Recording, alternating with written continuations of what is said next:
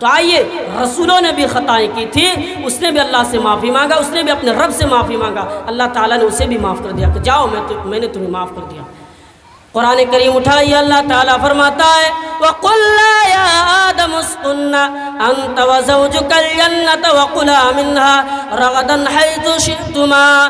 حضرت آدم علیہ السلام کو اور ان کی بیوی حوا علیہ السلام کو جنت کے اندر رکھا، اور اللہ تعالیٰ نے حکم دیا کہ تم اسی جنت کے اندر رہنا، اور کھانے پینے کی چیزوں کی ضرورت پڑے تو مجھ سے مانگنا، میں تمہیں دوں گا، کسی بھی چیز کی ضرورت پڑے تو مجھ سے مانگنا، میں تمہیں دوں گا۔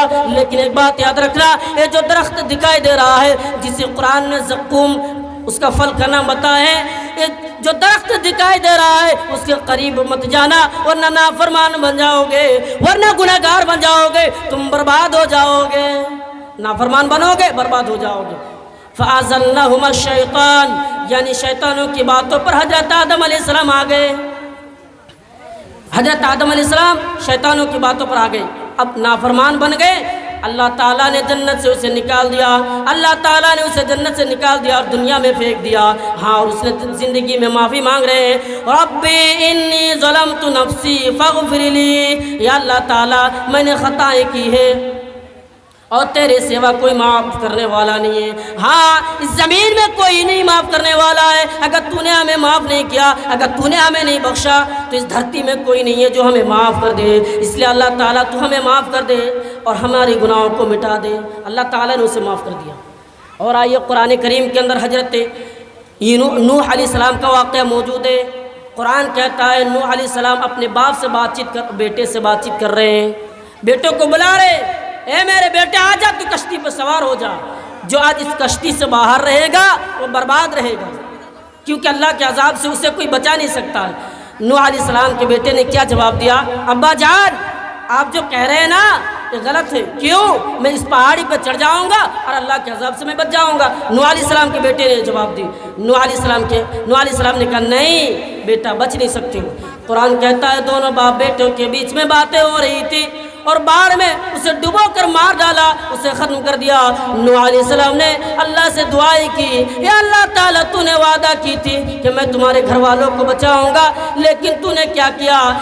تو نے وعدہ کی تھی میں تمہارے گھر والوں کو بچاؤں گا، وہ بھی تو میرے گھر کا سدسیہ تھا، وہ بھی تو گھر کا پریوار تھا۔ اللہ تعالیٰ نے جواب دیا نہیں نوح علیہ السلام، تم جو سوچ رہے ہو یقیناً سچ ہے، وہ تمہارا بیٹا تھا لیکن وہ تمہارے گھر والوں میں سے نہیں ہے، وہ تمہارے پریواروں میں سے نہیں ہے، کہ اس لیے کہ اس نے ایمان نہیں لائی ہے، اس ایمان پر میں۔ آئیے موسیٰ علیہ السلام کا ایک واقعہ بیان کرتا ہوں۔ موسیٰ علیہ السلام رسول ہونے کے بعد فرعون کے پاس پہنچے، فرعون ابھی بھی اس کا لاش مصر میں موجود ہے۔ فرعون کے پاس پہنچے اور پہنچنے کے بعد کہنے لگا فرعون میں رسول ہوں، اللہ کا نبی ہوں، پیغمبر ہوں۔ فرعون نے کہا تم رسول ہو؟ تم نے کس نے رسول بنایا تم کو؟ میں تو رب ہوں، ہم نے تو کبھی نہیں بنایا۔ اس نے کہا نہیں، جو تمہارا بھی رب ہے ہمارا بھی رب ہے، اس نے ہمیں بنایا، اور میں اس لیے آیا ہوں جو بنی اسرائیل تمہارے ظلم میں مبتلا ہے، میں اس سے بچاؤں گا۔ فرعون نے کہا نمونہ دکھاؤ۔ حضرت موسیٰ علیہ السلام نے اپنے ہاتھوں کو نکالا، ہاتھ چمک رہے ہیں، ہاتھ چمک رہے ہیں، اور لاٹھی کو دکھانے کے بعد جب یہ بات موسیٰ علیہ السلام فرعون کو بتائے، فرعون نے کہنے لگا اچھا تم جادوگر ہو، ہم سمجھ گئے، چلو تم سے لڑتے ہیں، مقابلہ کرتے ہیں، کون جیت پاتا ہے بس اسی کو مانیں گے۔ پھر فرعون نے گھر پہنچے، اور گھر پہنچنے کے بعد مصر میں اعلان کر دیا جو سب سے بڑے جادوگر ہے وہ آج آ جائے، میں اسے بہت زیادہ انعام سے نوازوں گا اور اپنا آدمی بھی بنا لوں گا۔ بہت سارے جادوگر آئے، اور آنے کے بعد فرعون سے کہا کہ میں لڑوں گا، میں اسے ہراؤں گا بھی، میں اس کو ختم بھی کروں گا، لیکن مجھے انعام میں کیا ملے گا؟ نذرانہ کیا ملے گا؟ پیسے کی بات کر رہے ہیں۔ فرعون نے جواب دیا اے جادوگروں، میں تمہیں انعام میں بہت ساری چیزوں نوازوں گا، لیکن سب سے بڑی بات ہے کہ میں تمہیں اپنا آدمی بنا لوں گا۔ اب میدان میں پہنچ گئے، موسیٰ علیہ السلام بھی حاضر ہے، فرعون کے لشکر بھی حاضر ہے۔ اب فرعون کے لشکر نے کیا کیا؟ نظروں کی دھوکہ ہے، رسیوں کو زمین پر ڈالنے لگے، اب وہ سب نظر آ رہے ہیں۔ فرعون موسیٰ علیہ السلام ڈر گئے، پیچھے ہٹنے لگے۔ اللہ تعالیٰ نے کہا موسیٰ تم ڈرو نہیں، تمہارے ساتھ تمہارا رب ہے۔ ہاں اس کے ساتھ فرعون تو ہے، لیکن تمہارے ساتھ تمہارا رب ہے، تم ڈرو نہیں، تمہیں ڈرنے کی ضرورت نہیں۔ اب وہ ڈرے نہیں، فرعون سے ڈرے نہیں، موسیٰ علیہ السلام بھاگے نہیں۔ کیا کیا اللہ تعالیٰ نے موسیٰ علیہ السلام کو حکم دیا تو اپنے لاٹھی کو زمین پر ڈالو۔ اب جب زمین پر لاٹھی کو ڈالا تو اژدہا میں بدل گئے اور سارے سانپوں کو نگل لیا۔ جیسے ہی سارے سانپوں کو نگل لیا میرے بھائیوں، سارے جادوگر زمین پر گر گئے، سجدے میں گر گئے اور کہنے لگا ہم ایمان لا رہے ہیں موسیٰ کے رب پر، ہم ایمان لا رہے ہیں ہارون کے رب پر۔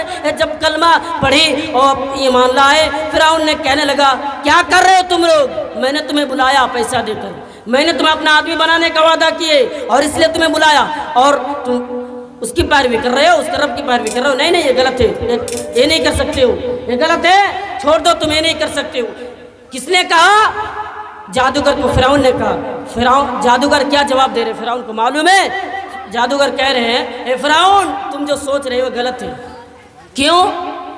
میں نے جو دکھایا وہ جادو ہے، لیکن موسیٰ علیہ السلام نے جو دکھایا وہ جادو نہیں ہے، بلکہ اللہ تعالیٰ نے اسے حکم دیا ہے اور مجھے معلوم ہو گیا ہے یہ جادو نہیں ہے، اس لیے میں ڈر رہا ہوں اور اس لیے میں ان پر رب پر ایمان لا رہے ہوں۔ اور اگر تم آج مجھے مارنا بھی چاہو گے تو میں مر جاؤں گا، لیکن تم پر ایمان نہیں لانے والا ہے۔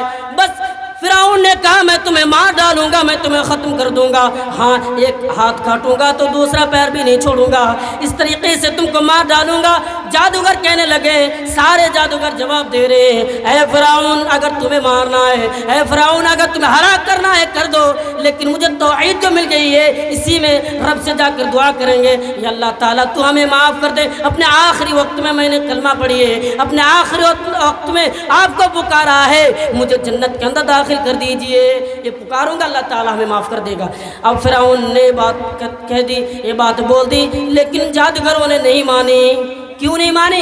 ایمان لائے، ایمان کا طاقت دیکھ رہے ہیں، ایمان کا طاقت دیکھیے، ایمان کا مضبوط طاقت کسی کو کوئی توڑ نہیں سکتا۔